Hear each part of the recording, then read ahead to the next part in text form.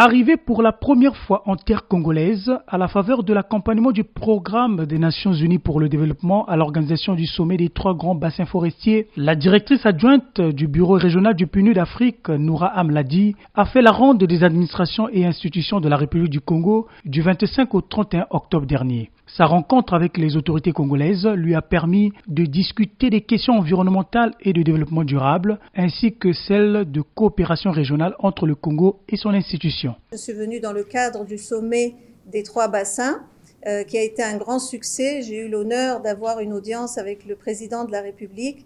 J'ai fait part de mon sentiment sur le succès de ces 3 bassins et il s'est dégagé vraiment l'importance de préserver les écosystèmes, tant au niveau de l'Afrique, dans le bassin du Congo, mais au niveau mondial. Ces écosystèmes qui sont le poumon de notre planète et vraiment le rempart contre le changement climatique. Donc ça, c'est vraiment un point fort de ma visite, venir représenter notre administrateur du PNUD à ce sommet très important, global, d'une importance globale. Ce qui s'est passé à Brazzaville a une importance globale, il faut le dire.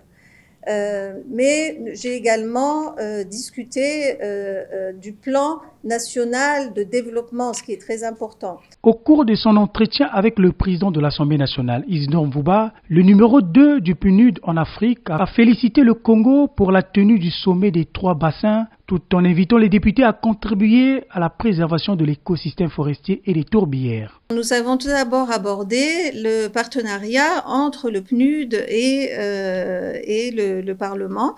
C'est un partenariat traditionnel et de longue date sur la modernisation du Parlement, un soutien surtout des capacités, dont c'est le rôle du PNUD depuis des années. Donc nous comptons vraiment relancer ce partenariat, soutenir cette institution importante.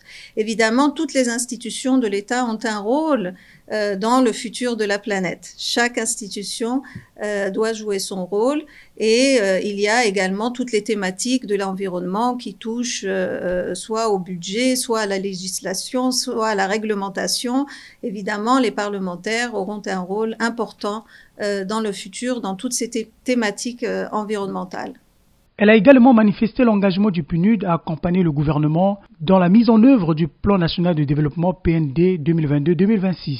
Force a été de constater pour tous les États membres à quel point nous étions en retard au niveau global sur les objectifs que nous nous étions fixés sur les ODD. Et donc là, nous avons pu discuter au niveau du Congo comment accélérer la mise en œuvre du plan national de développement qui est là, qui est prêt, et aller au niveau local avec des plans locaux de développement et avoir un programme d'accélération pour l'achèvement de ces ODD, notamment pour les populations les plus vulnérables. C'est l'accès aux services de base, l'accès à l'électricité, à l'eau, l'éducation, la santé, mais aussi à des activités génératrices de revenus. Je me dois vraiment de parler de l'emploi des jeunes, qui est extrêmement important. La majorité de la population au Congo, ce sont les jeunes. Donc, c'est aussi une thématique extrêmement importante qu'il faut absolument accélérer. Et nous avons parlé d'un programme d'accélération de développement communautaire qui est vraiment ancré dans le programme national de développement du pays. Donc, nous avons également parlé de mettre en place un cadre intégré pour les financements, pour vraiment tracer ces financements et explorer toutes les sources de financement, mais aussi les organiser. Et également explorer les sources de financement innovantes. Donc là, nous sortons du sommet des 3 bassins. Nous avons la finance climatique, nous avons le marché carbone. Il y a même une stratégie régionale sur le marché carbone qui est en cours d'élaboration. Nous avons également, le Congo a vraiment piloté, a été l'élément moteur pour la mise en place d'un fonds bleu.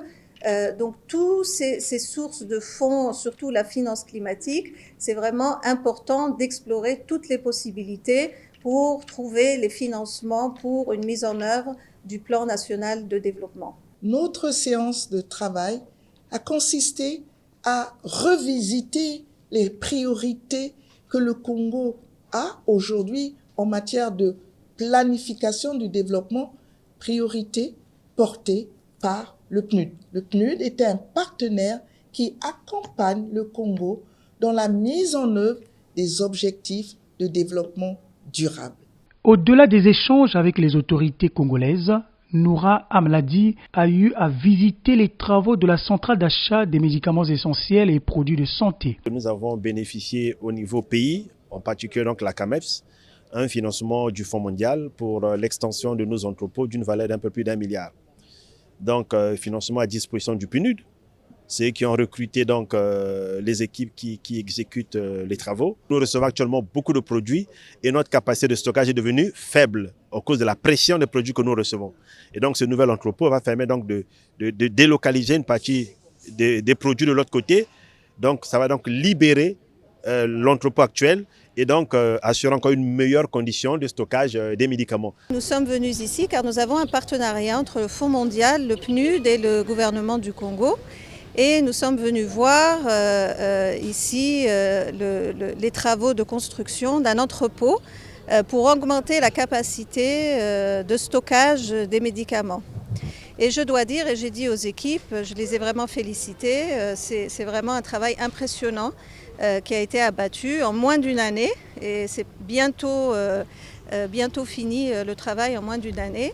Une chose importante, c'est quand même une société nationale qui a fait les travaux. Et pour nous, c'est une grande fierté car nous comptons sur les capacités nationales et le renforcement des capacités nationales. Elle a aussi pu se faire une idée de l'évolution des projets bénéficiés par les jeunes grâce à l'appui du Fonds mondial. Je fais du lavage automobile. Je l'ai commencé toute seule en tant que laveuse de voiture avant d'avoir toute une équipe à mes côtés. Donc la deuxième difficulté, c'est vraiment cette acceptation en tant que femme laveuse de voiture, tant au niveau des entreprises que dans des ménages pour offrir mes prestations de services à toute la population congolaise. Quelques recommandations que je peux émettre à l'endroit du PNUD, c'est le suivi derrière, le suivi de la jeunesse, le suivi de la cible dont le PNUD accompagne.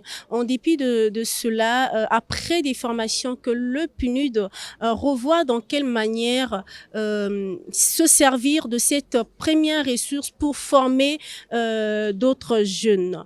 Et par ailleurs, si le PNUD pouvait mettre en place un incubateur pour accompagner ces jeunes bénéficiaires de toutes les opportunités ou des formations du PNUD, après la formation, voire jusqu'à l'insertion professionnelle, pourquoi pas à la création d'entreprises pour que ces derniers aussi soient créateurs d'emplois au Congo et participer à l'expansion économique du pays. Les projets ont tendance à avoir une durée limitée dans le temps, c'est 2-3 ans, et ensuite il faudrait pas